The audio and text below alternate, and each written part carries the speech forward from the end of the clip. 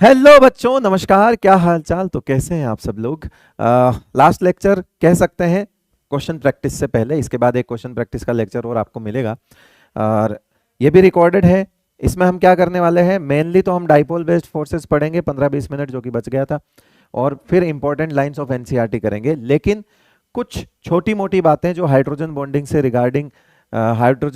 के रिगार्डिंग रह गई हैं, कुछ हाइड्रोजन बॉन्डिंग से रिलेटेड कुछ ऐसे एग्जाम्पल जो आपको कॉमनली और नजर आते हैं ऑर्डर्स के, कि किस में हाइड्रोजन बॉन्डिंग स्ट्रॉन्ग है, किस में वीक है। तो एक छोटा सा हम पहले वो काम कर लेंगे, उसके बाद डाइपोल बेस्ड फोर्स जो है वो हम स्टार्ट करेंगे। चलिए शुरू करते हैं आज का लेक्चर। कंडीशंस कुछ मेरे को याद आया कि ये एक चीज जो है वो स्टार्टिंग में बता देता मैं, अगर हाइड्रोजन बॉन्डिंग की डेफिनेशन के बाद तो भी चलता, बट मुझे याद आया, अभी याद आया, कोई दिक्कत वाली बात नहीं, अभी कर लेंगे। कुछ कंडीशंस हैं उसको देख लेते हैं। कंडीशंस भी मान लीजिए और कुछ इंपॉर्टेंट ऑर्डर्स भी मैंने यहाँ लिख दिए हैं इस तरफ, कैसे कैसे करना है देख लीजिए। Conditions for stronger H bonding, कुछ कंडीशन होती है। देखो, हमेशा जब भी एच बॉन्डिंग देखोगे तो इधर एक एटम होगा, इधर एक एटम होगा। ये एक्स और वाई दोनों सेम भी हो सकते हैं, एक्स और वाई सेम भी हो सकते हैं। जब एक्स और वाई जो है सेम हो तो हमको कुछ नहीं देखना है, फिर तो हम जब ये सेम ही हो जाएंगे, है ना, मतलब इधर भी फ्लोरीन, इधर भी फ्लोरीन, इधर भी ऑक्सीजन, इधर भी ऑक्सीजन, उस केस में आपको सिर्फ इन दोनों की इलेक्ट्रोनेगेटिविटी देखनी है। मतलब आप ऐसे समझो कि अगर En ऑफ एक्स है ना, अगर चलो आप एक बार के लिए ऐसे सोचो एक्स और वाई सेम हो जाए, वो वाला मैंने कुछ नहीं बोला, ऐसे समझो, कंफ्यूज हो जाओगे, रहने दो आप। तो ये देखो, इस पैटर्न पे हमारे पास कोई एच बॉन्डिंग है, एक्स एच और एच बॉन्डिंग और वाई। पहले सबसे पहले जो देखना होता है वो क्या देखना होता है, En ऑफ एक्स। क्या देखना होता है, En ऑफ एक्स। एक्स की En ज्यादा तो इस पर पार्शियल पॉजिटिव ज्यादा आएगा, और जब इस पर पार्शियल पॉजिटिव ज्यादा आएगा तो ये सबसे खूंखार हाइड्रोजन होगा एच बॉन्डिंग के लिए, भूखा हाइड्रोजन। तो सबसे पहले देखा जाता है क्या, एक्स की En। लेकिन कहीं पे ऐसा भी होगा, जैसे चलो पहले वाले रूल से हम करके देख लेते हैं। पहले वाले रूल से हमने सवाल कर लिया, इधर आ जाओ पहले वाले रूल से। ये देखो, एक्स की En, फ्लोरीन की En ज्यादा, ऑक्सीजन की En कम, नाइट्रोजन की En कम, ये लो इसको डिक्रीजिंग कर दो। पहला सवाल हो गया, पहला रूल। सबसे पहले देखा जाता है एक्स की En को।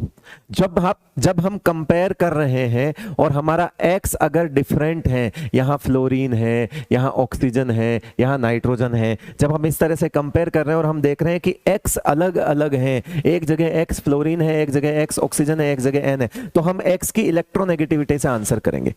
लेकिन क्या ऐसा हो सकता है कि एक्स सेम हो जाए? देखो, अगर एक्स सेम हो जाए, जिन दो स्पीसीज को कंपेयर करेंगे, दूसरा एग्जांपल देखो बेटा, दूसरा एग्जांपल ये रहा, ठीक है, सॉरी पहले तीसरा देखो, दूसरे पे अभी आऊंगा। तीसरा देखो, एक्स क्या है, नाइट्रोजन, एक्स क्या है, नाइट्रोजन, क्या दोनों जगह एक्स सेम है? अगर एक्स सेम है तो इसका मतलब है, आप खुद सोचो, अगर एक्स सेम है तो इसके ऊपर जितना पार्शियल पॉजिटिव है उतना ही पार्शियल पॉजिटिव जितने उस पर भी है। मतलब कौन सा हाइड्रोजन ज्यादा भूखा है, इस बात से तो हम आंसर कर ही नहीं सकते। कौन सा हाइड्रोजन ज्यादा भूखा है, इस बात से तो आंसर हम कर ही नहीं सकते। ठीक है, तो इसका मतलब है, अब आप ऊपर जैसे हमने इस वाले रूल से जैसे आंसर किया था हाइड्रोजन की भूख से, हाइड्रोजन की भूख दोनों जगह सेम है, अब हम आंसर नहीं कर सकते। तो अब क्या करें? अब ये करें कि मैंने कहा था lone pair is essential for H bonding, मतलब दूसरी साइड पे लोन पेयर है, जो लोन पेयर जल्दी डोनेट हो जाएगा उसकी एच बॉन्डिंग ज्यादा स्ट्रांग होगी। और लोन पेयर डोनेशन टेंडेंसी जो होती है वो इलेक्ट्रोनेगेटिविटी कम होने पर ज्यादा होती है, यानी कि ऑक्सीजन और नाइट्रोजन में से, है ना। अब कहानी किधर से देंगे हम, ये Y है और ये Y है। अगर Y की En कम है तो वो लोन पेयर जल्दी दे देगा। ऑक्सीजन और नाइट्रोजन में से En किसकी कम है, नाइट्रोजन की, तो ये जल्दी दे देगा। क्योंकि इस वाले एंड से हम आंसर नहीं कर पाएंगे तो हम अब लोन पेयर वाले एंड से आंसर करेंगे। ये देखो, अगर x सेम है देन En ऑफ y कम तो स्ट्रेंथ ज्यादा होगी। En कम होने से क्या हुआ, y की En कम होने से उसने लोन पेयर जल्दी जल्दी दे दिया। लेकिन इस रूल 2 का एक एक्सेप्शन है। ये जो भाई साहब आप देख रहे हो FHF, इनको एक नंबर ही रखो हमेशा, इनके ऊपर ये रूल वैलिड नहीं होता। EN वाला। क्यों? क्योंकि फ्लोरीन की हाई इलेक्ट्रोनेगेटिविटी इतनी खतरनाक है कि आपको रूल नहीं लगाना। जैसे आप दूसरा एग्जांपल देखो, दूसरे एग्जांपल में अगर आप ये सोचते हो कि फ्लोरीन हाइड्रोजन सेम है, अब हम फ्लोरीन और ऑक्सीजन की इलेक्ट्रोनेगेटिविटी से आंसर कर दें तो नहीं। मैंने पहले ही बोला है कि वो एक एक्सेप्शन है। FHF तो यूं मान के चलो, आपके सामने तो जितने एग्जांपल आएंगे उनमें तो मैक्सिमम H बॉन्डिंग करता है।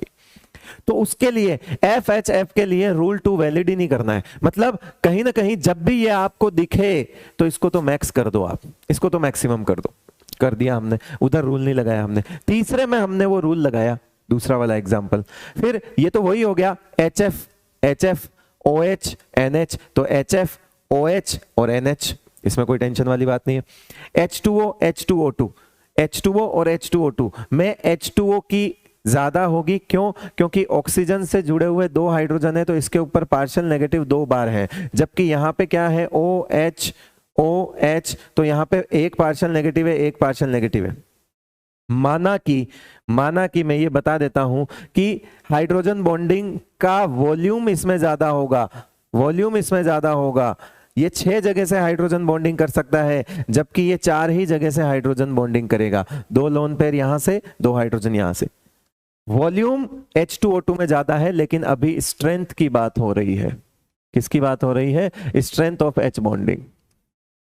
स्ट्रेंथ का एक्सटेंट से कोई लेना देना नहीं। एक्सटेंट का मतलब होता है number of H bonds. Extent का मतलब क्या होता है? Number of H bond. अगर बात करोगे एक्सटेंट की तो H2O2 ज्यादा होगा। उसी तरह से 6th है कि H2O से ज्यादा ड्यूटेरियम और ये ट्राइटियम, मतलब ये आपने HDT, ये क्या होता है बेटा? आइसोटॉप्स होते हैं। तो ये जो आइसोटॉप्स हैं इसमें ड्यूटेरियम हैवी होता है, ड्यूटेरियम का न्यूक्लियस हैवी होता है, पॉजिटिव चार्ज की डेंसिटी ज्यादा होती है, इसीलिए यहां पर ये ज्यादा अच्छे से H बॉन्डिंग कर पाएगा। और उससे भी ज्यादा ये होता है आपका ट्रिशियम बोल दो, ट्राइटियम बोल दो, ये और हैवी न्यूक्लियस होता है। तो इसमें ये H बॉन्डिंग के कुछ इंपॉर्टेंट ऑर्डर्स मैंने आपको लिख दिए हैं। ठीक है भाई। Order of melting point, boiling point in group 15 16, वैसे ये 12th क्लास का टॉपिक है, वैसे मैं बता देता हूँ ये 12th का टॉपिक है, बट रीजन क्योंकि इनका हाइड्रोजन बॉन्डिंग है इसलिए हम कर लेते हैं।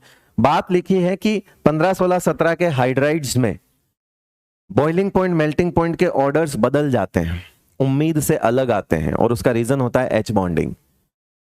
तो 15 में 15 ग्रुप का मतलब हो गया नाइट्रोजन। ठीक है, नाइट्रोजन से जुड़ा हुआ हाइड्रोजन H बॉन्डिंग कर सकता है। 16th ग्रुप का मतलब हो गया बेटा ऑक्सीजन, और ऑक्सीजन से जुड़ा हुआ हाइड्रोजन भी H बॉन्डिंग कर सकता है। 17th ग्रुप का मतलब हो गया फ्लोरीन वाली फैमिली, और फ्लोरीन से जुड़ा हुआ हाइड्रोजन भी H बॉन्डिंग कर सकता है। तो ये हमको तो पता है कि ये F है, ये O है, ये N है, और इनके हाइड्राइड्स मतलब NH3 और H2O और HF, इनके हाइड्राइड्स गड़बड़ करेंगे। क्या इनमें H बॉन्डिंग प्रेजेंट होती है? क्या इनमें H बॉन्डिंग प्रेजेंट होती है? यस। तो क्या इनमें एक्स्ट्रा अट्रैक्शन होगा? एक्स्ट्रा अट्रैक्शन डेवलप होगा बिटवीन मॉलिक्यूल्स। इस वजह से इनका boiling point and melting point higher than expectations.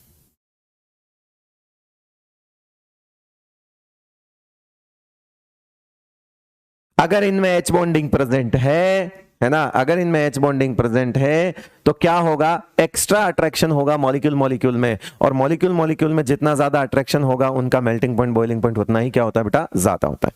तो यहां पे लिखा यही बात है कि वैसे तो इन जनरल कोवेलेंट जितने मॉलिक्यूल्स होते हैं उनका जो फोर्स है वंडरवॉल फोर्स है, जो उनका बॉइलिंग पॉइंट मेल्टिंग पॉइंट है वो वंडरवॉल फोर्स पे डिपेंड करता है, और वंडरवॉल फोर्स जो है वो डिपेंड करता है मॉलिक्यूलर वेट पे।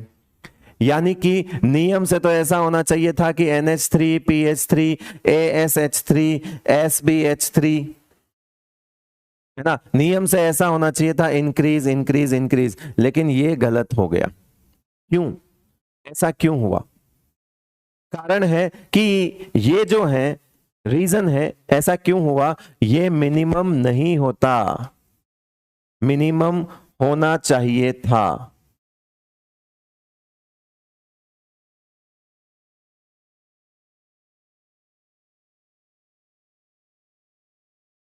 मिनिमम होना चाहिए था बट नहीं है।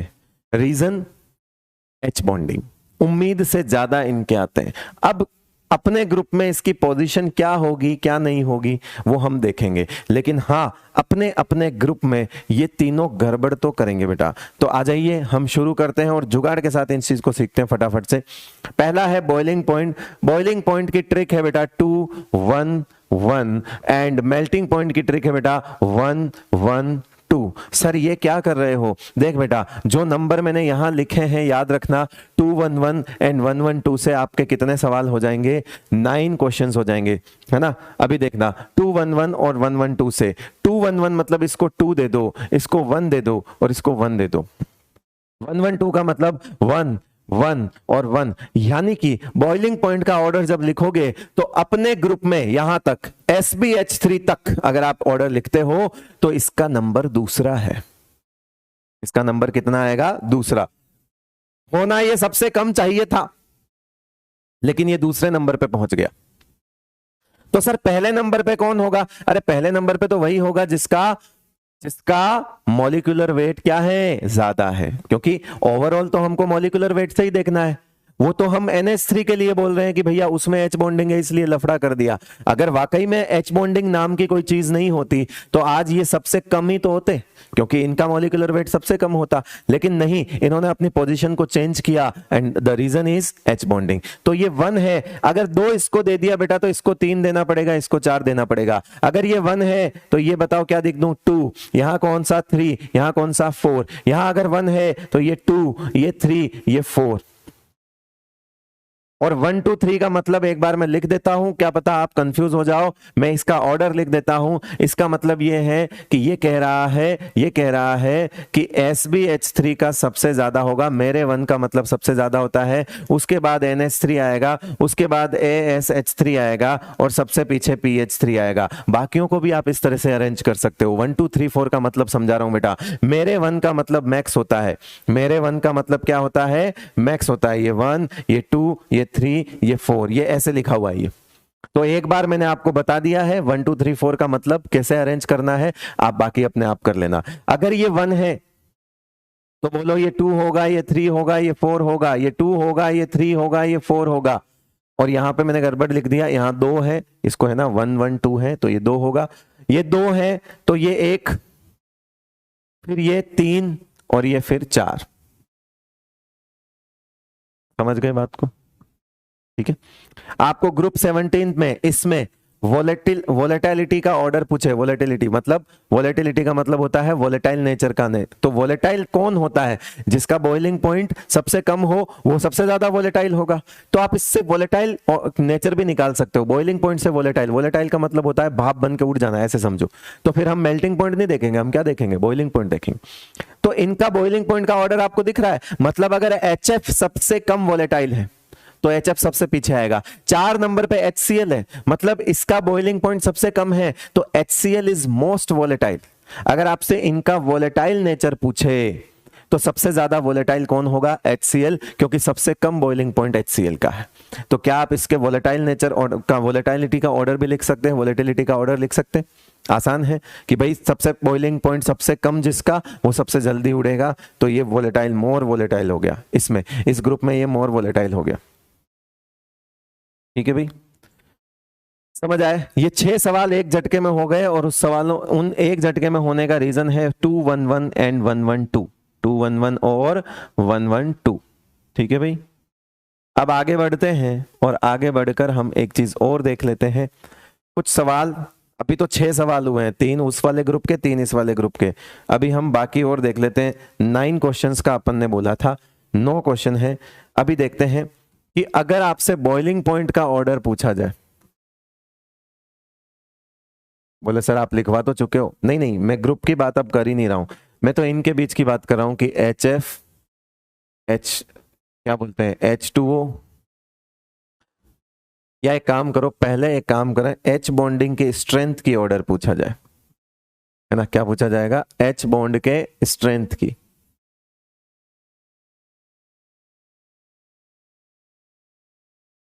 एच बॉन्ड के स्ट्रेंथ का ऑर्डर अगर पूछा जाए तो ये होता है based on delta E N, based on delta E N, electronegativity difference. तो H और F में सबसे ज्यादा होगा, फिर H2O में सबसे कम, उससे कम होगा, और फिर NH3 में इससे भी कम होगा।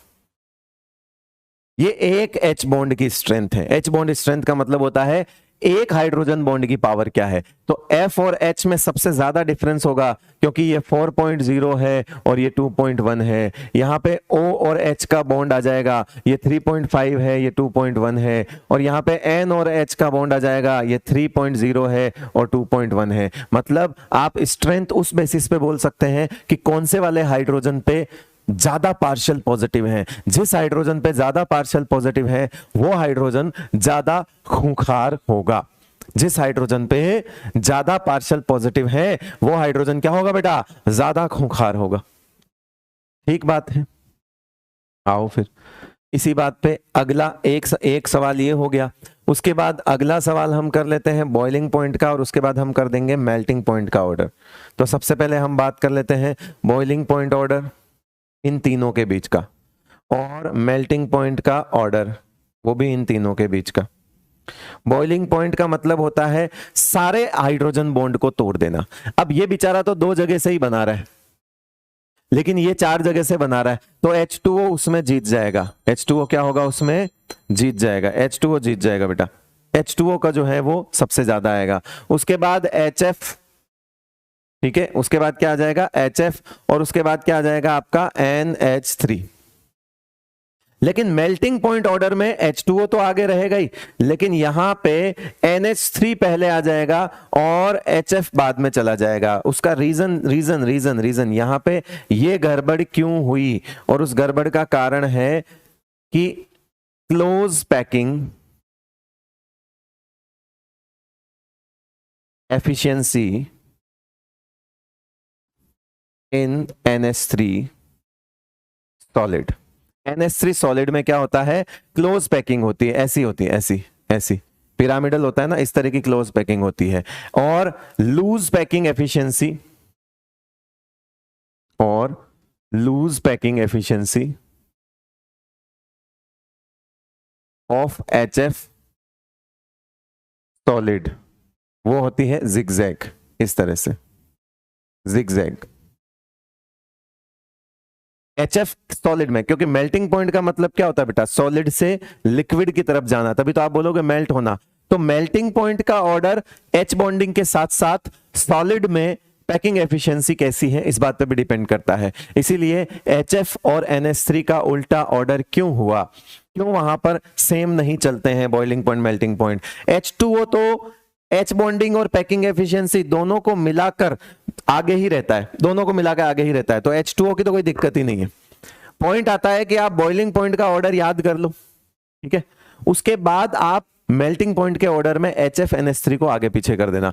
और ये याद रहे, जिसको बॉइलिंग पॉइंट का ऑर्डर याद रहे वो बॉइलिंग पॉइंट का ऑर्डर करे, जिसको मेल्टिंग पॉइंट का याद रहे वो मेल्टिंग पॉइंट का ऑर्डर याद करे। लेकिन ध्यान रखें HF और NH3 में बॉइलिंग पॉइंट और मेल्टिंग पॉइंट के ऑर्डर में डिफरेंस आता है, आगे पीछे हो जाते हैं। तो अभी फिलहाल हम अपने नए वाले टॉपिक पे आते हैं, डाइपोल बेस्ड फोर्सेस देख लेते हैं। आयन, ऐसे फोर्सेस जिसमें आयन इन्वॉल्व होते हैं और दूसरे में आयन नॉट इन्वॉल्व, इनको हम वंडरवॉल फोर्स कहते हैं।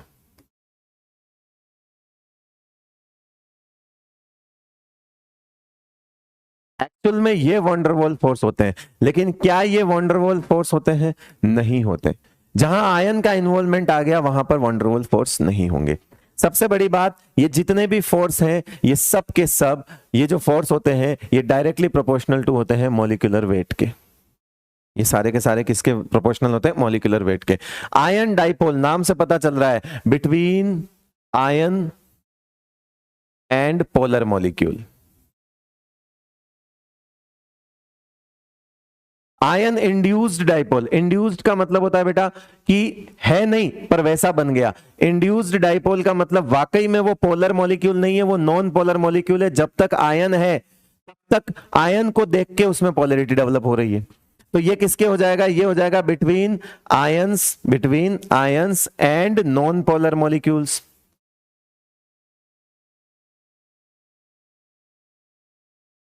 तो जैसे इसका एग्जाम्पल, ऊपर वाले का एग्जाम्पल क्या हो सकता है? आयन, जैसे लिथियम प्लस है ना, और पानी हो गया, पानी पोलर होता है, उसके बीच का एसोसिएशन हो गया।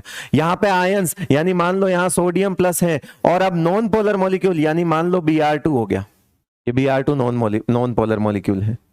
इस तरह से आ जाते हैं आगे आयन नॉट इन्वॉल्व वाले केस में, जिसमें सबसे पहला है dipole dipole force. Dipole dipole नाम से पता चल रहा है बिटवीन पोलर मॉलिक्यूल्स, यानी दोनों ही पोलर मॉलिक्यूल्स होंगे, दोनों ही। जैसे आपके पास हो गया HCl HCl हो गया एग्जाम्पल के तौर पे, है ना। डाइपोल इंड्यूस्ड डाइपोल, यानी एक पोलर है और एक नॉन पोलर है, तो क्या लिखोगे? Between polar and non polar, between polar and non polar.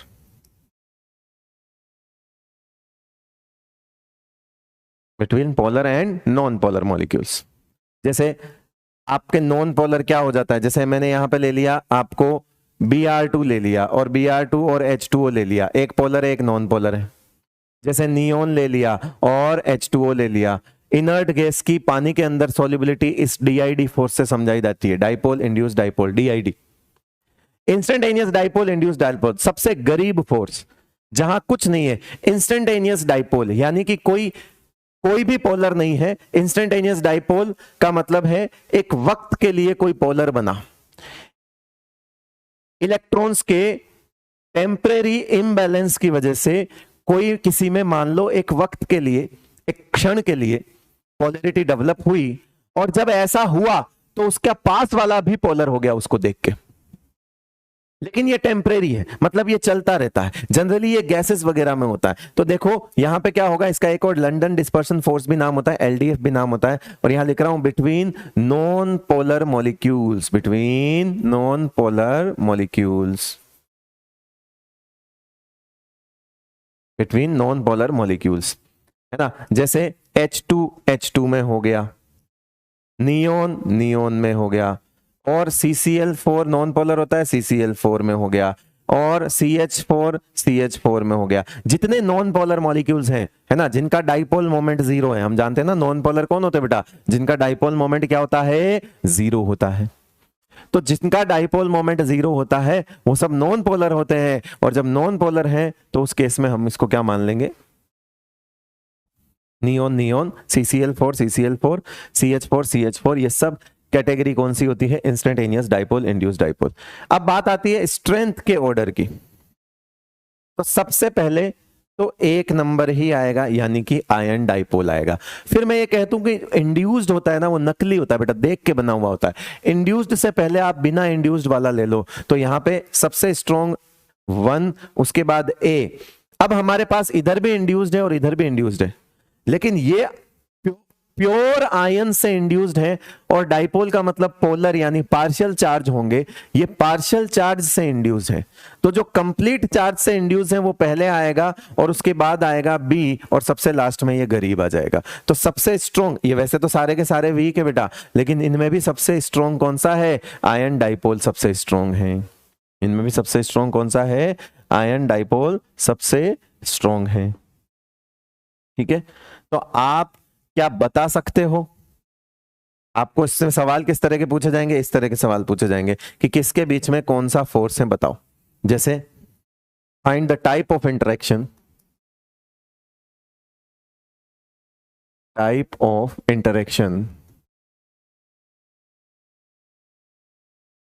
Between following species. पहला यहां पे लिखा हुआ है, अगर Na प्लस और H2O, Na+ और H2O के बीच में कौन सा अट्रैक्शन होगा। दूसरा लिखा हुआ है, लेट सपोज यहाँ Br2 और Li+ लिखा हुआ है। तीसरा यहाँ लिखा हुआ है HCl लिख दिया मान लीजिए, है ना। चौथा यहाँ पे लिख दिया हीलियम। पांचवा H2 SiH4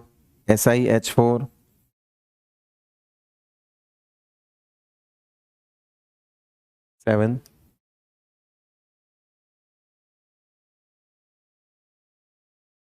HCl नहीं, जीनोन H2O Na+ Cl-, जरा बताओ कौन कौन सा क्या होगा। यहां पे देखो आयन है, ये पोलर है, मतलब आयन डाइपोल, तो ये क्या हो जाएगा, आयन डाइपोल, आईडी सबसे पहला वाला। यहां पे देखो नॉन पोलर है और आयन है, यानी आयन पहले इंड्यूस करेगा, ion induce dipole, IID, ion induce dipole, IID दूसरा नंबर वाला। आयन है बट वो नॉन पोलर है, तो आयन से इंड्यूस्ड हो जाएगा वो वाला। HCl dipole dipole, polar polar molecules. Helium helium LDF, जिसको हम आईडी भी बोल सकते हैं, इंस्टेंटेनियस डाइपोल इंड्यूस्ड डाइपोल। यहां पर भी सेम है LDF, यहां पर भी सेम है LDF। यहां non polar and polar, inert gas non polar होती है, नॉन पोलर एंड पोलर, यानी कि डाइपोल ये पोलर है, induced dipole DID, dipole induced dipole. ये आपका क्या हो जाएगा, इसको आयन आयन मत लिख देना, आयनिक बॉन्ड है ये, तो मजाक करने के लिए दे दिया मैंने आपको, आयनिक बॉन्ड। ये क्या है आपका, आयनिक बॉन्ड। क्लियर है, क्लियर है बेटा, अरे कर लोगे ना बेटा, ठीक है। हाँ, तो एक चीज और रह गई है, वो हम देख लेते हैं, वो है कि अगर हम ये जो भी जितने भी टाइप के हमने इंटरेक्शन देखे वो क्या क्या थे, आयन डाइपोल सबसे पहला वाला, उधर से सबसे पहला वाला डाइपोल डाइपोल, फिर आयन इंड्यूस्ड डाइपोल, फिर dipole induced dipole and instantaneous dipole induced dipole.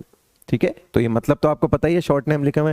Force के साथ रिलेशन होता है इसका, फोर्स के साथ इसका रिलेशन होता है, ये होता है force, force is inversely proportional to 1/r³, और इसका होता है 1/r4, 1/r5, 1/r7, 1/r7।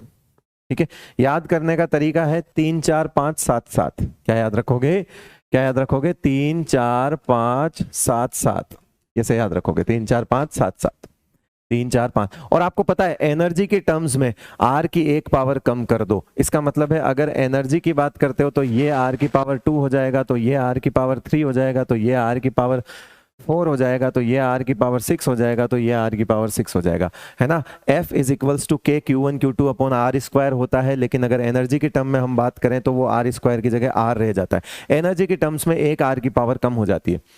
तो आप बोलोगे कि सर दोनों अलग अलग याद करने, तो मैं बोलूंगा वो तो फिर बेवकूफी हो गई। आप 3 4 5 7 7 याद कीजिए, फोर्स के लिए याद कीजिए, जो भी पावर फोर्स की होगी पर्टिकुलर किसी के भी लिए, उससे एक कम पावर आपकी किसकी हो जाएगी, एनर्जी की हो जाएगी। ठीक है बेटा, चलिए चलिए, तो कुछ इंपॉर्टेंट लाइंस हम एनसीईआरटी की भी देख लेते हैं, और जिसको हम एनसीईआरटी स्क्रूटनाइजिंग कह सकते हैं।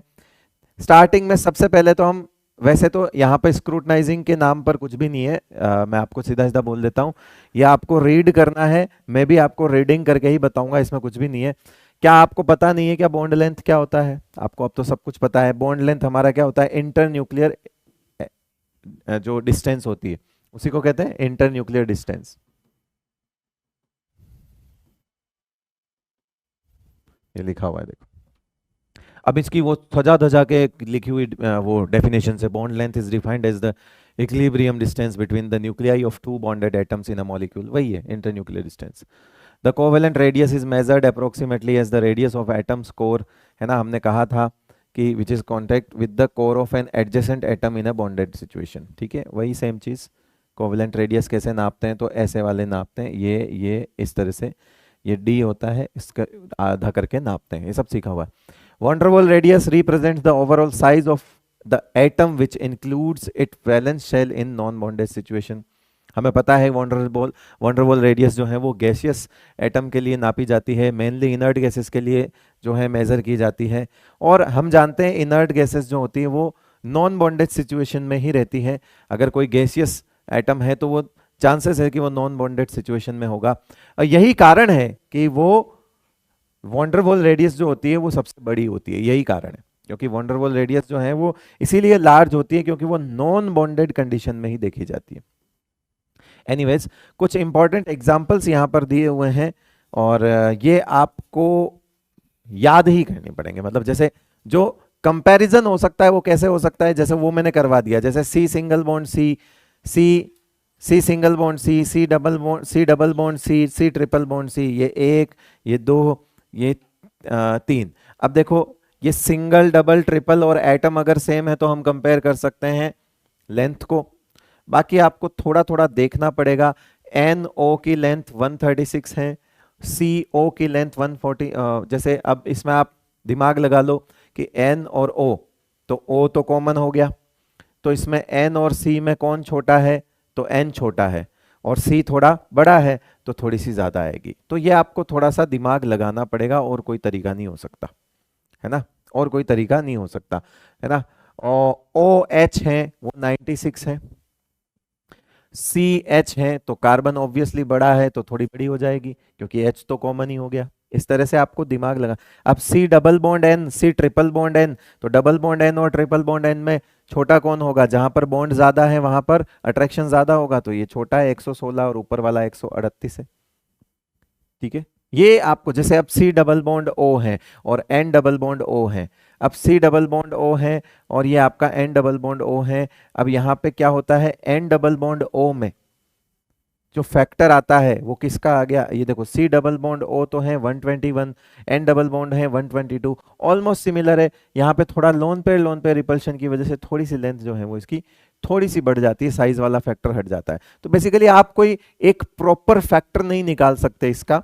आपको जब चार ऑप्शन आएंगे इस तरह का, मतलब वो सबसे घटिया सवाल होगा, अगर यहाँ से कोई सवाल बनता है तो वो सबसे घटिया सवाल होगा, जाहिर सी बात है, क्योंकि ये एक डेटा है जो आपको एक आइडिया देता है। ऐसा नहीं है कि कोवेल लेंथ हमको याद करनी है, एक बेसिक आइडिया है, देख लो थोड़ा सा, है ना। ये देखो H2F2Cl2Br2, ये सब बॉन्ड लेंथ जो है, देखो हमने F2Cl2Br2I2 की बॉन्ड एनर्जी निकाली थी तो F2 3 नंबर पे आया था, लेकिन लेंथ में वो लेंथ में तो पीछे ही रहेगा, 144, 199, है ना। और अगर आपसे पूछा जाए कि बताओ F2Cl2Br2 और I2, आपसे पूछे बॉन्ड लेंथ का ऑर्डर बताओ, तो बॉन्ड लेंथ का ऑर्डर तो आप बिल्कुल जैसा सोचते हो वैसा ही, नॉर्मल, साइज बढ़ रही है लेंथ बढ़ेगी। लेकिन अगर आपको बॉन्ड एनर्जी का ऑर्डर पूछ ले तो फिर लोन पे रिपल्शन की वजह से याद आ रहा है ना, ये बॉन्ड एनर्जी का ऑर्डर है। ये बहुत इंपॉर्टेंट बात है जो अच्छों को नहीं पता होती। लेंथ में फ्लोरीन 3 नंबर पे नहीं जाएगा, लेंथ में फ्लोरीन में कोई दिक्कत नहीं आती, बस रिपल्शन की वजह से एनर्जी कम है, और रीजन है लोन पेयर रिपल्शन। ठीक है बेटा, तो थोड़ा ध्यान रखना, एनर्जी में ऑर्डर एक्सेप्शनल है, लेंथ में नहीं है। बाकी N2O2, है ना। अब यहाँ पर HF HCl HBr, ये तो शायद मैंने करवा भी दिया है ना, स्ट्रेंथ में करवाया था तो लेंथ उल्टा मान लो, HF की छोटी, HCl की बड़ी, HBr HI की, ये देख लो, है ना, 92 127 144। तो कहीं कहीं पे लॉजिक नहीं लगेगा, है ना, लेकिन जैसे N2 है तो अब वो ट्रिपल बॉन्ड की वजह से ज्यादा शॉर्ट हो गई, इसलिए 109 है। अब O2 जो है वो साइज में तो छोटा है, लेकिन बीच में बॉन्ड जो है वो डबल ही है, इसलिए 121 होगा। अदरवाइज आपको ये चीजें लर्न नहीं करनी है, मतलब एक तरह से रटना नहीं है, 2-4 बार आंखों के सामने से निकालना, समझ आएगा। बॉन्ड एंगल क्या कहते हैं, angle between the orbitals containing bonding electrons, तो वही सेम चीज है कि यहाँ पे एक एटम है, यहाँ बॉन्ड है, तो बॉन्ड, ऐसे ऑर्बिटल जिनमें बॉन्डिंग इलेक्ट्रॉन्स होंगे उसे ही तो बॉन्ड पेयर कहेंगे। तो सिंपल सी भाषा में भी लिख सकते हैं एंगल बिटवीन बॉन्ड पेयर्स,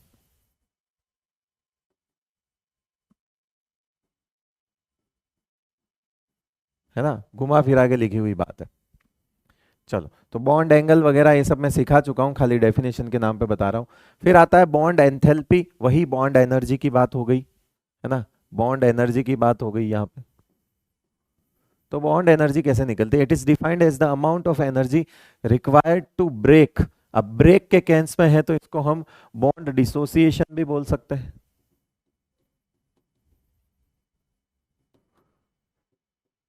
क्योंकि या तो ब्रेक के, या तो तोड़ने के रिस्पेक्ट में बोल दो या बनने के रिस्पेक्ट में बोल दो, है ना। तो ये बोला हुआ है 1 मोल ऑफ बॉन्ड तोड़ने में, एक पर्टिकुलर टाइप के एटम के बीच में 1 मोल बॉन्ड तोड़ने में जितनी एनर्जी रिक्वायर्ड होती है वो बॉन्ड एनर्जी होती है। In case of polyatomic molecules, the measurement of bond strength is more complicated. For example, in case of H2O molecules, the enthalpy needed to break the two OH bond is not the same. है ना? अब क्या होता है सुनो, मान लो यहाँ पे A है और B है, अब इसकी बॉन्ड एनर्जी तो एक ही बॉन्ड तोड़ोगे तो आ जाएगी, तो ये हुआ डाई एटॉमिक मॉलिक्यूल। अब पॉली एटॉमिक मॉलिक्यूल में क्या हुआ कि मान लो ऐसा कोई मॉलिक्यूल है, ठीक है, अब इसमें दो बॉन्ड है तोड़ने के लिए, तो हम क्या करेंगे, एक बॉन्ड तोड़ेंगे तो एनर्जी आएगी, फिर दूसरा बॉन्ड तोड़ेंगे तो भी कुछ एनर्जी आएगी। अब ये बॉन्ड और ये बॉन्ड में एनर्जी कभी भी सेम नहीं आती। कारण क्या है कि जब पहला बॉन्ड टूटता है बेटा, तो वहां का केमिकल एनवायरनमेंट चेंज हो जाता है। भाई एक बॉन्ड अगर टूटेगा तो चार्जेस डेवलप होंगे, और चार्जेस डेवलप होने की वजह से हो सकता हो जिस भी मीडियम में आप काम कर रहे हो उसकी पीएच चेंज हो जाए, कुछ हो जाए। कुल मिला के जो सराउंडिंग एनवायरनमेंट होता है पहला बॉन्ड टूटने के बाद वो थोड़ा चेंज हो जाता है, तो इसीलिए उस केमिकल एनवायरनमेंट के चेंज होने की वजह से दूसरे बॉन्ड की एनर्जी एग्जैक्ट सेम आए ऐसा नहीं हो सकता। वही दूसरा पॉइंट लिखा हुआ है कि पॉली एटॉमिक मॉलिक्यूल्स, यानी कि दो से ज्यादा एटम जिसमें है, वो दूसरा वाला एग्जांपल, ऐसे मॉलिक्यूल्स में जो बॉन्ड स्ट्रेंथ होती है उसको मेजर करना थोड़ा कॉम्प्लिकेटेड होता है। फॉर एग्जांपल H2O के, ये H2O है, इसकी और इसकी बॉन्ड एनर्जी, दोनों की बॉन्ड एनर्जी सेम नहीं आती, अलग अलग आती है। तो सर कैसे निकालेंगे, तो यहां पर एवरेज निकाला जाता है। Therefore, in polyatomic molecules, the term mean or average bond enthalpy is used. यानी कि सिंपल सी बात है, इसकी भी जो भी बॉन्ड एनर्जी आएगी और इसकी जो बॉन्ड एनर्जी आएगी उसका एवरेज निकाल देंगे और उसे हम बॉन्ड एनर्जी मानेंगे। सिंपल है भाई। तो यहाँ पे ऐसा कैसे, जैसे ये रहा एग्जांपल H2O है ना, H2O का पहला बॉन्ड टूट गया, 502 एनर्जी हमारी लग गई, है ना। ये OH है, यहाँ पे पहला बॉन्ड टूट गया, इसकी 502 लग गई, और जो दूसरा बॉन्ड है उसकी लग गई हमारी 427। ठीक है, अब कैसे निकालेंगे, तो सिंपल सी बात है, एवरेज निकालना है तो 502 और 427 डिवाइड बाई 2 कर देंगे, तो हम इसकी बॉन्ड एंथैल्पी को 464 मानेंगे। तो ऐसे एवरेज निकाला जाता है। पॉली एटॉमिक में जो बॉन्ड एनर्जी हम लिखते हैं, आंसर लिखते हैं, वो बेसिकली एवरेज बॉन्ड एनर्जी होती है। हाँ, अगर एक ही बॉन्ड है मॉलिक्यूल में, दो ही एटम का है, फिर कोई दिक्कत नहीं, एवरेज निकालने की जरूरत नहीं है। ये बात समझ आ गई बेटा? चलो ठीक है भाई। तो वही है, सब कुछ लिखा हुआ है। सेकंड OH बॉन्ड की जो एनर्जी है वो डिपेंड करती है कि उसका केमिकल एनवायरनमेंट क्या है। तो किसी भी केमिकल एनवायरनमेंट में हो सकता हो ये 427 से कुछ और आए, आप तो दो जो भी आ रही है दोनों का एवरेज ले लो, दैट्स इट, ये आपका काम हो जाएगा। फिर आता है bond order. Bond order is basically number of bonds, हम पहले से पढ़ चुके हैं। नंबर ऑफ बॉन्ड्स, बीच में बॉन्ड कितने हैं एटम्स के बीच में, है ना। In the Lewis description of covalent bond, the bond order is given by the number of bonds between the two atoms in a molecule. Isoelectronic molecules, अच्छा isoelectronic molecules क्या होते हैं? आइसोइलेक्ट्रॉनिक मतलब नंबर ऑफ इलेक्ट्रॉन सेम होंगे molecules में, and ions have identical bond orders. For example F2 and O2 minus, ये भी 18 electron है, इसका भी बॉन्ड ऑर्डर 1 आएगा अकॉर्डिंग टू MOT। इसका भी 18 है तो बॉन्ड ऑर्डर 1 आएगा, तो इसका बॉन्ड ऑर्डर कितना आया? 1। N2CO एंड NO प्लस, ये भी आइसो इलेक्ट्रॉनिक है, कितने? 14 इलेक्ट्रॉन है, तो इनका बॉन्ड ऑर्डर कितना आएगा? 3 आएगा। ठीक है बेटा, समझे बाबू? चलिए, A general correlation useful for understanding the stabilities of molecule is that with increase in bond order, bond enthalpy increase and bond strength, bond length decrease। ये जनरल कोरिलेशन लिखा हुआ है, ऐसा नहीं कि ये पूरा आप मतलब इसको एकदम 100%, जहां पे लोन पे रिपल्शन आया वहां पे ये कोरिलेशन खराब हो जाता है। तो एक कोरिलेशन जो इन्होंने निकाला, वो कोरिलेशन क्या है कि अगर आपका बॉन्ड ऑर्डर इंक्रीज होता है तो जाहिर सी बात है वहां पर नंबर ऑफ बॉन्ड्स बढ़ेंगे, तो बॉन्ड एनर्जी भी इंक्रीज होगी और बॉन्ड लेंथ डिक्रीज हो जाएगी, क्योंकि अट्रैक्शन ज्यादा होगा तो पास आ जाएंगे। ये है, ठीक है भाई।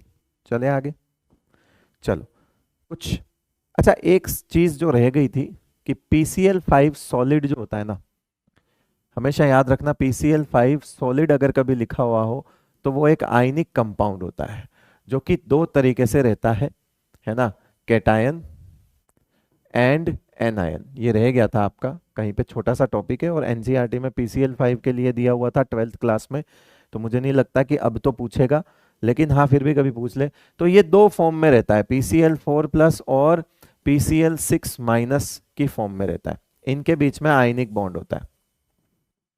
तो कहीं पे भी आपको ऐसा लिखा हुआ हो कि PCl5 सॉलिड का मतलब क्या है, तो PCl5 सॉलिड का मतलब यही है। PCl5 सॉलिड में दो तरह के आयंस प्रेजेंट होते हैं, PCl4+ एंड PCl6-, ये दो तरह के आयंस होते हैं। अब PCl4+ जो होता है ये तो आपका Ab4L0 होता है बेटा, तो ये तो आपकी टेट्राहेड्रल यूनिट हो गई। और ये जो आपका है ये Ab6L0 होता है, तो ये आपकी ऑक्टाहेड्रल यूनिट हो गई क्या, ये sp3d2 टाइप का हाइब्रिडाइजेशन हो गया और ये आपका sp3 टाइप का हाइब्रिडाइजेशन हो गया। तो वो यही पूछ रहा है कि PCl5 solid contain following species. तो ये एक कॉन्सेप्ट नहीं है, मतलब यूं मान के चलो ये एक छोटा सा सवाल है जो एनसीईआरटी में 12th क्लास की पी ब्लॉक में पहले दिया हुआ था। अब तो पी ब्लॉक इतना रहा भी नहीं, तो कोई चांसेस नहीं है, बिकॉज केमिकल बॉन्डिंग में तो ये कहीं पे भी नहीं दिया हुआ है। फिर भी अगर इसे ध्यान रखना है तो हमेशा याद रखिए कि जब कभी भी PCl5 लिखा हुआ है हम दिमाग नहीं लगाएंगे। जब PCl5 के नीचे सॉलिड लिखा हुआ आएगा या आगे सॉलिड बोलेगा तो हम सोचेंगे कि ये दो के बराबर है, PCl4+ और PCl6-, ये दो टुकड़ों के बीच में, दो टुकड़ों की फॉर्म में रहता है, दो आयंस की फॉर्म में रहता है, कैटायंस एंड एनायंस, क्योंकि आयनिक बॉन्ड होता है इसके, इन दोनों के बीच में कौन सा बॉन्ड होता है बेटा, आयनिक बॉन्ड होता है। ठीक है, चलो कुछ और इंपॉर्टेंट बातें एनसीईआरटी की करने वाले हैं हम, जिसमें से काफी सारी बातें हमने कर ली हैं। The shape of a molecule depends upon the number of valence shell electron pairs, है ना, ये हो गया VSEPR की पहली लाइन। VSEPR थियरी हमने पढ़ी, क्या कहती थी कि वैलेंस शेल में जो इलेक्ट्रॉन पेयर्स हैं उन पे डिपेंड करता है शेप। चलो अच्छी बात है। Pairs of electron in the valence shell repel one another since their electron clouds are negatively charge. और VSEPR की फुल फॉर्म बता रहा है धीरे धीरे करके कि वैलेंस शेल में जो पेयर्स होते हैं वो रिपल्शन करते हैं क्योंकि सबके पास इलेक्ट्रॉन होता है। These pairs of electrons tend to occupy such position in space that minimize, फिर ये कह रहा है कि minimize repulsion and thus maximize distance between them। तो VSEPR की छोटी मोटी सारी बातें लिख दी हैं। VSEPR में जो कुछ मैंने समझाया लिखा हुआ है। क्या कहता है VSEPR, तो VSEPR की सारी बातें बता चुका हूं मैं।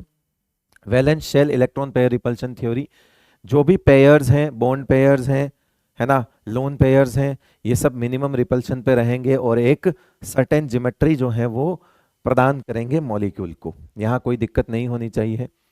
If the valence shell is taken as a sphere, मैंने बताया था बेटा, ये भी बहुत अच्छे से पढ़ाया था कि वैलेंस शेल को एक स्पीयर मान लो और इसके ऊपर लोन पेयर भी हो सकते हैं, इसके ऊपर बॉन्ड पेयर भी हो सकते हैं और इनके बीच में जो रिपल्शन होगा वो मिनिमम होना चाहिए। A multiple bond is treated as a single electron pair and single super pair, ये बात भी मैंने बताई थी कि VSEPR ये कहता है, एनसीईआरटी की लाइन ये रही कि आप मल्टीपल बॉन्ड है तो सिंगल मान लो। मैं कह रहा हूँ मैंने बताया था कि काम का ही सिग्मा है। याद आ रहा है कुछ याद आ रहा होगा। जिनको याद नहीं आ रहा बेटा VSEPR वाला लेक्चर जाके देख लेना। Where two or more resonance structure can represent a molecule, the VSEPR model is applicable to any such structure। यानी कि मान लो ये कार्बोनेट आयन है ना, मान लो कार्बोनेट आयन है और कार्बोनेट आयन जो है वो C+O, ऐसे मान लो C+O O O नेगेटिव। अब ये नेगेटिव चार्ज और ये पाई इलेक्ट्रॉन आपस में क्या करते हैं, रेजोनेंस करते हैं। तो यहाँ आ गया आपका सिंगल, यहाँ आ गया डबल और यहाँ आ गया आपका सिंगल। फिर मान लो आपने एक और स्ट्रक्चर बन सकती है जहाँ पे आ गया ये सिंगल, यहाँ आ गया सिंगल और ये बन गया आपका डबल। तो कुल मिला के ये एक हाइब्रिड होता है जिसमें बेसिकली तीनों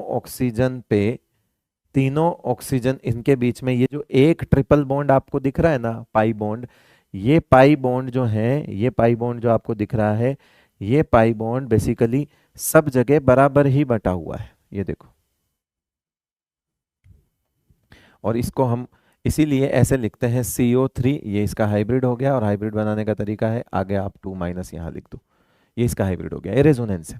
तो वो ये कह रहा है कि अगर आप इस वाले स्ट्रक्चर पे लगाओगे तो भी Ab3L0 आएगी, इस वाले स्ट्रक्चर पे लगाओगे तो ये जो रेजोनेटिंग स्ट्रक्चर्स आपको दिख रही हैं तीनों, इनमें आप किसी भी रेजोनेटिंग स्ट्रक्चर पे मॉलिक्यूल की ज्योमेट्री वाला कॉन्सेप्ट लगा सकते हो, सबका एप्लीकेबल है। जैसे इसकी 3 है तो तीनों के लिए आप ये वाली अप्लाई कर सकते हो। इसका निकाल लो Ab3L0, ये भी निकाल लो Ab3L0, ये भी निकाल लो Ab3L0। तो वो यही कहना चाह रहा है कि अगर रेजोनेंस की वजह से एक से ज्यादा स्ट्रक्चर कहीं पर पॉसिबल है तो सारे रेजोनेटिंग स्ट्रक्चर्स के लिए VSEPR थियरी एप्लीकेबल होगी शेप के लिए। ठीक है बेटा, चलो नेक्स्ट है, while the lone pairs are localized on the central atom, each bonded pair shared between two atoms है। ये ऐसे क्यों? ओके ये while नहीं आएगा, यहाँ पे कुछ गड़बड़ है। The lone pairs are localized on the central atom, each bonded pair is shared between two atoms। हाँ, क्योंकि जो लोन पेयर होता है वो तो सेंट्रल एटम पर अकेला होता है और जो बॉन्ड पेयर होता है वो दो एटम के बीच में शेयर होता है। तो अच्छी बात है, तो आप जानते हो। ठीक है, कोई बड़ी बड़ी बातें थोड़ी है। आज से पहले ये बातें समझ नहीं आ रही थी, अब कभी याद करो मैंने मेरी क्लास में कितना बोला होगा जो एनसीईआरटी ही चल रही थी। मतलब as a result the lone pair electrons in a molecule occupy more space. अच्छा, ये तो वो बात है कि लोन पेयर को जगह ज़्यादा क्यों चाहिए, क्योंकि लोन पेयर का ध्यान रखने वाला एक ही न्यूक्लियस है, बॉन्ड पेयर में बैठे हुए इलेक्ट्रॉन का ध्यान रखने वाले दो न्यूक्लियस हैं। तो वो ज़्यादा फंसे हुए हैं और लोन पेयर आज़ाद हैं, और जो आज़ाद हैं उसे घूमने का मन ज़्यादा करता है, बेटा बताया था, इसीलिए इसको जगह ज़्यादा चाहिए। तो बेसिकली यहाँ पर ये रिपल्शन का ऑर्डर जो हमने निकाला था वो ये था कि lone pair repulsion is greater than lone pair bond pair repulsion, and last one bond pair repulsion सबसे कम रहता है। ये उस ऑर्डर को समझाने के लिए लिखी हुई बात है। आइए आगे, ये तो सेम ही हो गया, हटा दो। ओह, एक स्लाइड कम हो गई। ये मैं बता चुका हूँ नोट्स में ऑलरेडी, जो है वो प्रॉपर करवा चुका हूँ, डन है ना। यही सेम चीज करवा चुका हूँ, यहाँ तो विजिबल भी नहीं है, आप जाके पढ़ लेना, मैंने पूरा समझा रखा है इसको। The lowest energy structure is one with the smallest formal charge on the atom. The formal charge is a factor based on the pure covalent। अब ये formal charge वाला आ गया है ना, ये फॉर्मल चार्ज की कहानी शुरू हो गई यहाँ पे। ये थोड़ा सा पहले वाला पार्ट आ गया, ये स्लाइड ऊपर होनी चाहिए थी, बट कोई नहीं, कि फॉर्मल चार्ज क्या होता है वो बोला हुआ है। तो फॉर्मल चार्ज ये होता है, ये देखो ये क्या आ रहा है,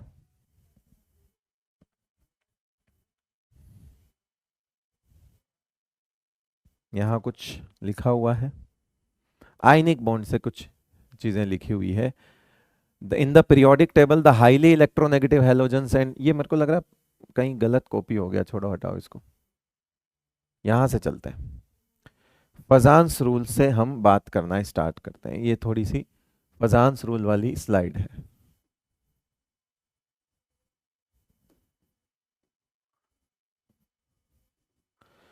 अब बताओ, कोवेलेंट कैरेक्टर की कंडीशन पूछ रहा है बेटा, फजान्स rule, the size of cation and the size of anion. तो साइज क्या होनी चाहिए, कम, कैटायन जितना छोटा होगा और एनायन जितना बड़ा होगा उतना ही ज्यादा क्या आएगा, कोवेलेंट कैरेक्टर आएगा आयनिक बॉन्ड में। ठीक है, फजान रूल की बात है, अच्छी बात है। चलो नेक्स्ट क्या कह रहा है, greater the charge on the cation greater the covalent character. क्यों? क्योंकि चार्ज बढ़ेगा, पॉजिटिव चार्ज बढ़ेगा तो पोलराइजिंग पावर बढ़ेगा, और पोलराइजिंग पावर बढ़ेगा तो कोवेलेंट कैरेक्टर इंक्रीज होता है। याद आ रहा है कुछ? चलो next, obviously ionic bond will be formed more easily between elements with comparatively, बताओ, लो आयोनाइजेशन एनर्जी, जो कि हमारा मेटल का काम कर जाएगा, and elements with comparatively high electronegative value, जो कि हमारा नॉन मेटल का काम कर जाएगा। तो मेटल और नॉन मेटल के बीच में बनता है, यानी मेटल्स की आयोनाइजेशन एनर्जी कम होती है, हमें पता है, इसलिए जल्दी जल्दी प्लस बन जाता है, और नॉन मेटल्स की इलेक्ट्रॉन ज्ञान एंथैल्पी अच्छी होती है, तो उसकी बात माइनस बनने में दिक्कत नहीं आएगी। तो प्लस बनने में और माइनस बनने में दिक्कत नहीं होनी चाहिए, और ये तो फेवरेबल कंडीशन में सब कुछ सिखा चुका हूं। फिर आता है hydrogen bond can be defined as the attractive force which binds hydrogens atom of one molecule with the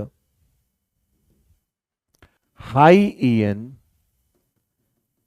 atom of another molecule. Hydrogen bond can be defined as the attractive force which binds hydrogen atom of one molecule with the atom of another. Sir क्या लिखा है ये समझ नहीं आ रहा. ये ले वो एटम जुड़ा हुआ है, ठीक है, इसके ऊपर पार्शियल पॉजिटिव है. अब इस हाइड्रोजन को दूसरे मॉलिक्यूल के हाईली इलेक्ट्रोनेगेटिव एलिमेंट से ही तो बाइंड करेगा बेटा. तो ये बात कर रहा है इसकी, ये जो हाई एन है ये एक्स की बात कर रहा है. यहाँ पे ऊपर मैंने रिलेशन बना दिया है. अब आप उस स्टेटमेंट को समझो, आपको पसंद है, अब आपको पसंद भी आ जाएगा, ठीक है, गलत क्या है उसमें, और समझ में भी आ जाएगा. ऑक्सीजन मॉलिक्यूल्स कंटेन, यहां से MOT स्टार्ट हो गई, और MOT के स्टेटमेंट मतलब बहुत इंपॉर्टेंट है. MOT के स्टेटमेंट थोड़े ज्यादा इंपॉर्टेंट है, तो थोड़े ध्यान से देख लेना बेटा, है ना. फिर हम ज्यादा MOT के ही स्टेटमेंट मेरे ख्याल से करीब करीब 7-8 स्लाइड्स हैं, देख लेना, इसको अच्छे से समझ आ जाएगा, कुछ भी नहीं छोड़ना है. MOT के स्टेटमेंट्स बहुत तगड़े हैं. Oxygen molecules contains two unpaired electrons in which molecular orbital pi anti bonding, जिसको हम पाई ABMO बोल सकते हैं. आप चाहो तो इसको ऐसे पाई स्टार 2px और पाई स्टार 2py भी समझ सकते हो. ऑक्सीजन का चित्र याद आया, उसी वजह से वो पैरामैग्नेटिक होता था, याद है.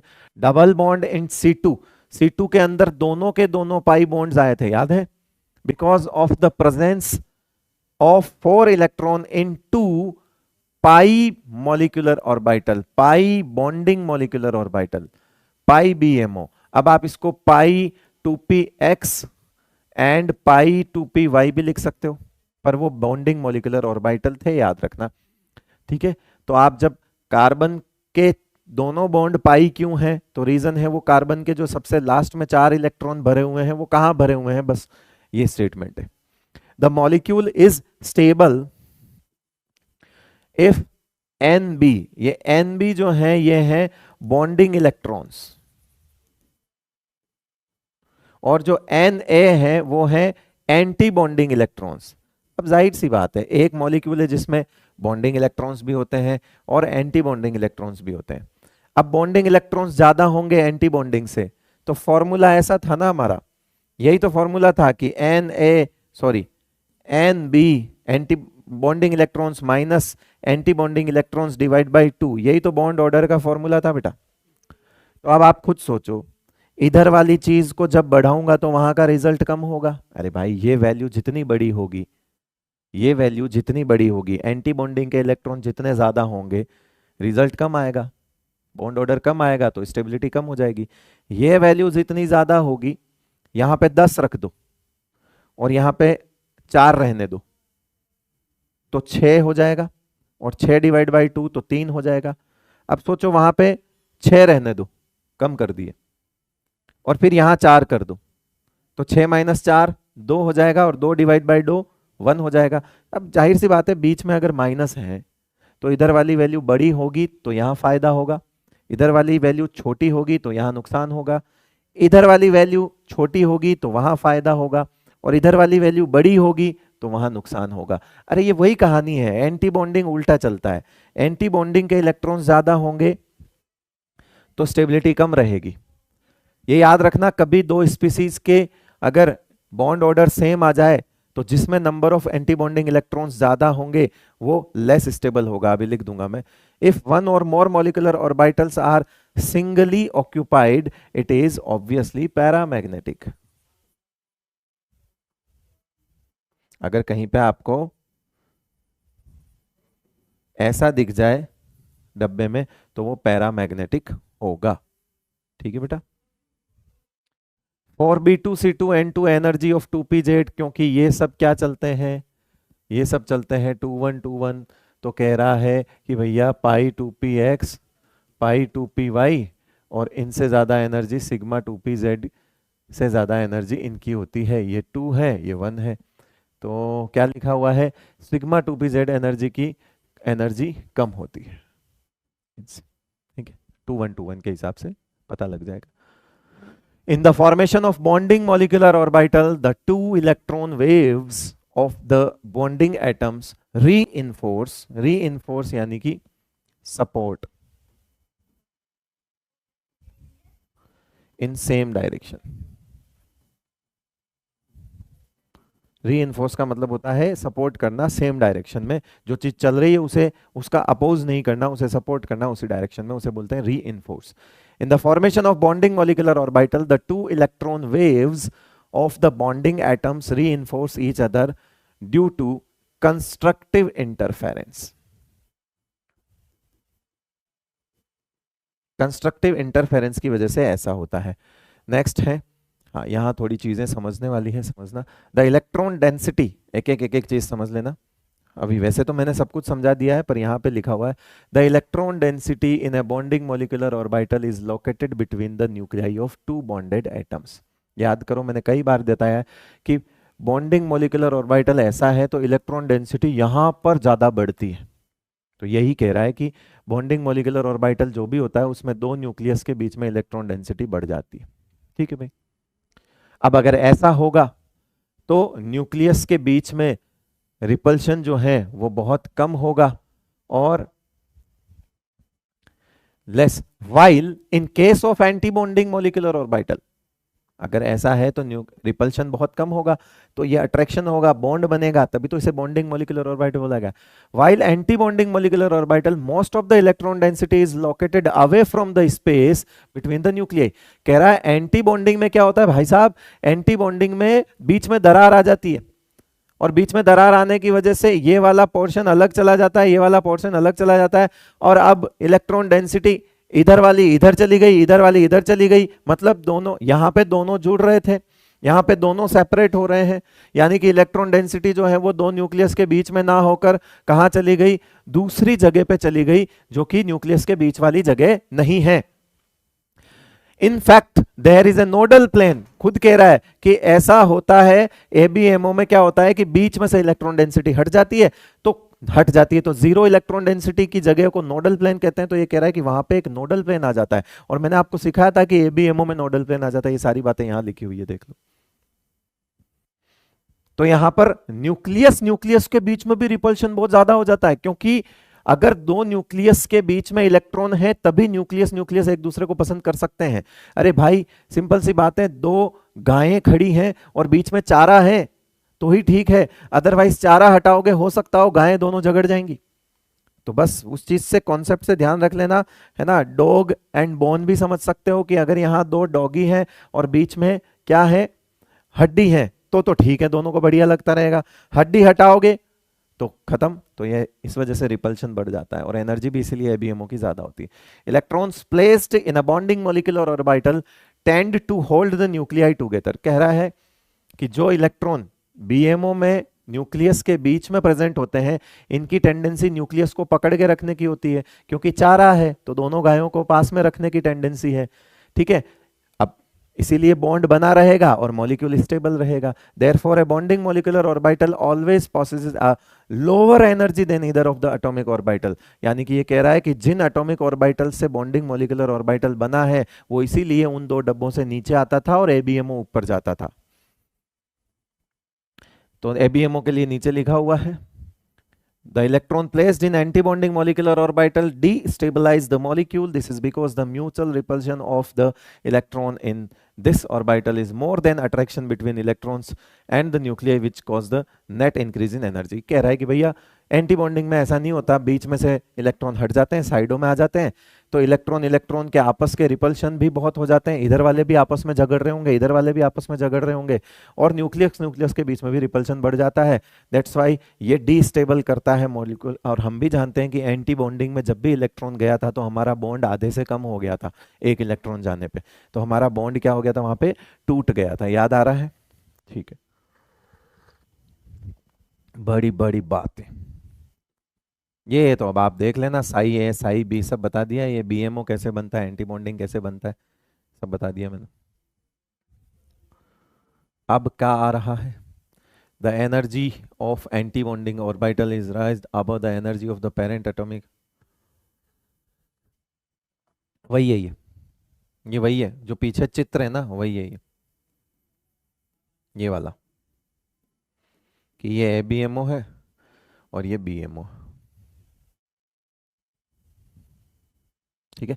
और वो कह रहा है कि टोटल सेम रहता है, जैसे अगर ये 4 और 4 है तो ये 3 और 5 होंगे, तो टोटल भी एनर्जी सेम रहती है, वो ये बता रहा है। द कंबाइनिंग एटॉमिक ऑर्बिटल, हाँ अब कुछ कंडीशंस हैं कि कौन कौन से ऑर्बिटल जो हैं वो कंबाइन कर सकते हैं। तो सिंपल सी बात है, हमें अगर बॉन्ड बनाना है तो the combining atomic orbital must have the same और नियरली द सेम एनर्जी, यानी कि हम अगर 1s ले रहे हैं तो सामने 1s है चलेगा, अगर हम 1s ले रहे हैं तो सामने 2s नहीं चलेगा। तो ये कॉम्बिनेशन चल सकता है, ये कॉम्बिनेशन नहीं चलेगा। The combining atomic orbitals must have the same symmetry about the molecular axis. मान लो मॉलिक्यूलर एक्सिस जेड है, ठीक है, मॉलिक्यूलर एक्सिस कह दो, इंटरन्यूक्लियर एक्सिस कह दो, एक ही बात है। मान लो जेड है, तो अब ये पी एक्स, इसको मान लो मैंने एक्स एक्सिस माना, तो ये पी एक्स हो गया, तो ये पी एक्स के साथ तो मिल जाएगा। लेकिन अगर वही पे मैं जेड एक्सिस ले लूं, एक पी एक्स ले लूं और एक पी जेड ले लूं मान लो, ठीक है, तो यहां पर ये कॉम्बिनेशन जो है ये नहीं हो पाएगा, ये जीरो ओवरलैप हो गया। तो वो यही कह रहा है कि अगर सिमेट्री सेम नहीं हुई एक्सिस के अराउंड तो जीरो ओवरलैप आएगा, है ना। अगर तुम पी एक्स और पी वाई को जोड़ोगे तब भी जीरो आएगा, अगर वहां पे पी एक्स है और तुम पी वाई ले लो तो वो बाहर की तरफ निकला हुआ आएगा, तब भी जीरो आएगा। तो ये जीरो ओवरलैपिंग के बारे में बोला हुआ है यहाँ पे। किसके बारे में बोला हुआ है? Zero overlapping. The combining atomic orbitals must overlap to the maximum extent, कि ओवरलैपिंग जितनी ज्यादा होगी उतना ही ज्यादा मजबूत बॉन्ड बनेगा, तो ये मैक्सिमम ओवरलैपिंग होनी चाहिए। कह रहे हैं sigma molecular orbitals are symmetrical around the bond axis while pi molecular orbitals are not symmetrical. क्यों? क्योंकि ये सिग्मा वाले सारे ऐसे थे, ऐसे काट लो, है ना, और सारी चीज ये मैंने बताई दी है आपको, है ना, जाके देख लेना, मैंने लिखवा हुआ है ये वाला पॉइंट भी कि सिग्मा वाले सारे सिमेट्रिकल हैं और वो स्लाइस कटिंग से ऊपर नीचे बचता है। If internuclear axis is taken to, ये वही बात है, उसको एग्जाम्पल से समझाया हुआ है, ठीक है, उसको एग्जाम्पल से समझाया हुआ है। कह रहा है कि इफ, नहीं उसका नहीं है, ये कुछ अलग है। Internuclear axis is taken to be z direction, ठीक है, it can be seen that the linear combination of two p z. कह रहा है अगर जेड इंटरन्यूक्लियर एक्सिस है तो बताओ पी जेड क्या बनाएगा? तो सिग्मा बनाएगा, तो नाम क्या होगा? सिग्मा टू पी जेड होगा, और क्या होगा? अगर यहाँ टू पी ले लो, टू पी ले लो तो बस, तो ये बनाएगा सिग्मा टू पी जेड, तो ये तो बीएमओ हो गया बेटा। अब इसका ए बीएमओ भी तो बनेगा, sigma star two p z, ये लो, दो प्रोड्यूस करेगा ये, एक बॉन्डिंग एक एंटी बॉन्डिंग, बस यही बताया हुआ। Molecular orbitals obtained from 2px and 2pi are not symmetrical around the bond axis because the presence of positive low। वो पाई वाले जो हैं वो पाई वाले होते नहीं है, पीछे वाले में बता दिया, इसने वापस रिपीट कर दिया कि ऊपर नीचे देखोगे तो जो चार्जेस हैं वो अलग नजर आएंगे आपको, इलेक्ट्रॉन डेंसिटी जो अलग आएंगे, ठीक है। तो यही है, a pi bonding molecular orbital have large density above and below the internuclear axis and the pi star antibonding moleculars has a node between the nucleus। ये देखो, ये रहा आपका पाई बीएमओ, जाके चेक करो, ऐसा बनाया रखा है मैंने, pi BMO plus plus minus minus, ये पाई बीएमओ। और पाई ए बीएमओ कैसा बनाया हुआ है मैंने? ऐसा बनाया हुआ है,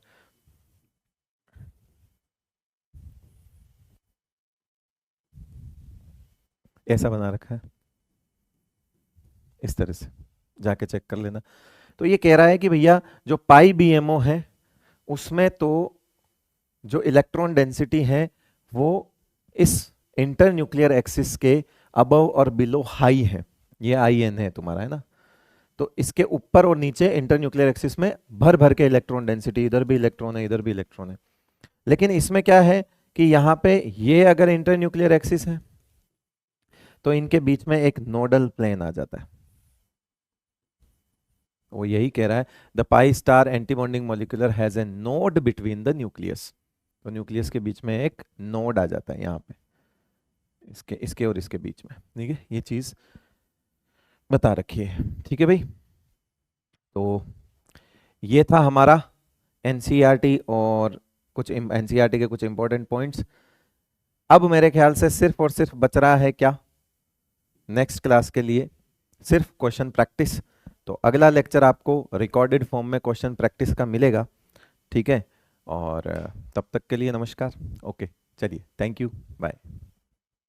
पढ़ते रहना बेटा, है ना। क्वेश्चंस कुछ नए आएंगे, कुछ अलग आएंगे, तो वो अगली बार वाले लेक्चर में आपको हाथों हाथ ही समझा दूंगा। ठीक है बेटा, ओके।